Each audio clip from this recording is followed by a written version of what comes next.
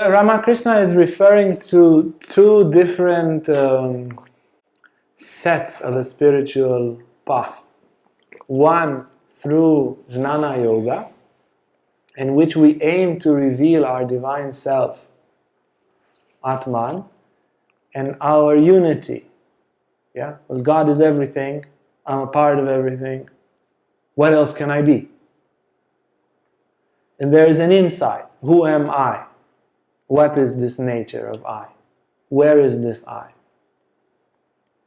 What's the source of all my motivations? What's the source of all? I live serving this I. Where is it? I never saw the I saw the body. I saw the mind. But where is the I? I never saw it. Why do I believe in it? What is it? And yet I subordinate my life to this one concept of I.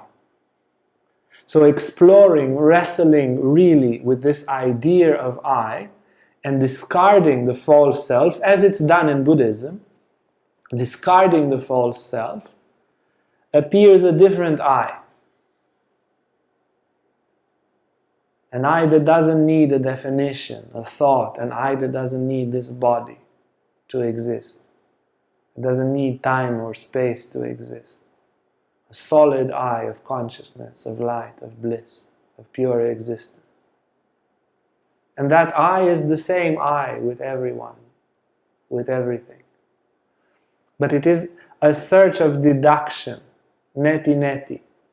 Am I really this body? Check. Okay, maybe not. Once you really check. But not mentally, existentially. It's a real wrestling process. Am I the thinker of these thoughts? If I am the thinker, why I never choose a thought before I think it? Yeah, the thoughts, they just come. We don't invite them, we can't stop them. Am I the thinker? And so forth. You break the illusions because we believe we are the thinker. We believe we are this body and we didn't examine it existentially. Not just intellectually. Beginning intellectually, but then existentially. And as we discard this with neti, not this, it appears as a direct experience that has clear, even physiological effect and fundamental psychological effects. Total silence. Some of these masters, with the inquiry into this, who am I, they stay weeks and months in meditation. Sometimes without almost any breath, any heartbeat. And then returning with total equanimity, peace and radiant light, selfless, solid in that realization. That is the path of searching of the self, which is very much anchored and intertwined with Jnana Yoga, the yoga of wisdom, the yoga of knowledge. That is one path. And the other path is that of devotion, of love, of searching for God. And whereas Jnana Yoga says essentially the path ends with non-duality. There is no two in this universe, there's only one, there's only God. And this is just undeniable that I am part of that. Not even part, I am that, Soham, Amsa, that I am. In the yoga in which we search for God, we constantly have two. I am the devotee, that's my beloved. I am the servant, God is my master. I am the child, God is my father. I am the part, God is my whole.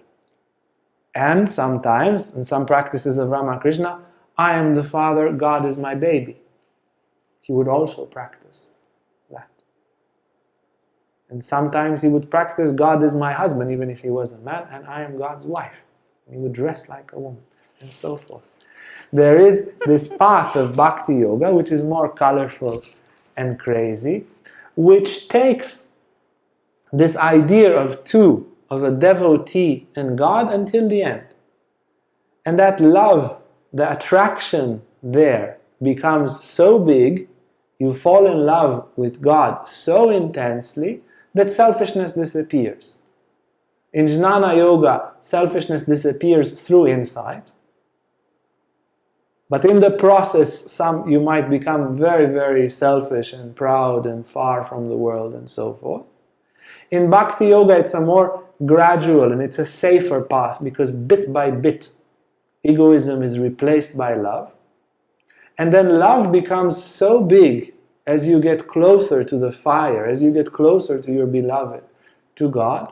You get so attracted, it's like this, there is an exponential. The closer you get, the more attracted you are, the more power is there, the less selfish you become, the faster you travel, and so forth. So Bhakti Yoga is an exponential path, and in this way you return to God on the path of love. And Ramakrishna said it very, very beautifully. He said, pray to God to give you more love for God and more devotion. And then you get more devotion through grace, your prayer becomes more intense, and then you attract much more grace because you love much more. And then you will receive even more love. And this exponential power of prayer that he recommends was and is extremely efficient. About 40 or 50 of his students became enlightened masters. Such a simple path. And fun. I mean, it's so much fun to pray. It's so much fun. You just stay in love all day. It's so delightful. And this divine devotion, when it awakens, even in 6 months or 1 year of daily practice, is the sweetest thing you ever felt in your life. You don't want to go and eat. It's so sweet to stay in your room and to pray. What would you do else? It's the nicest, sweetest way for spiritual practice, and extremely efficient.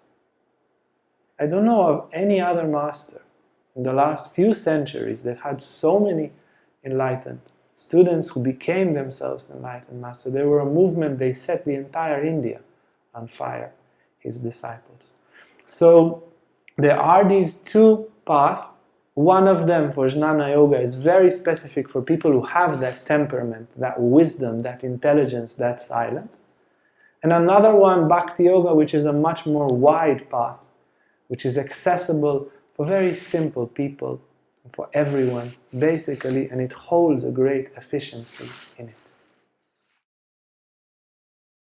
Hey guys, if you like this video, make sure to like and subscribe to our YouTube channel for more content on spirituality, Tantra, and more. And if you want to sign up for our online classes or for our retreats, you can see our website on the description below.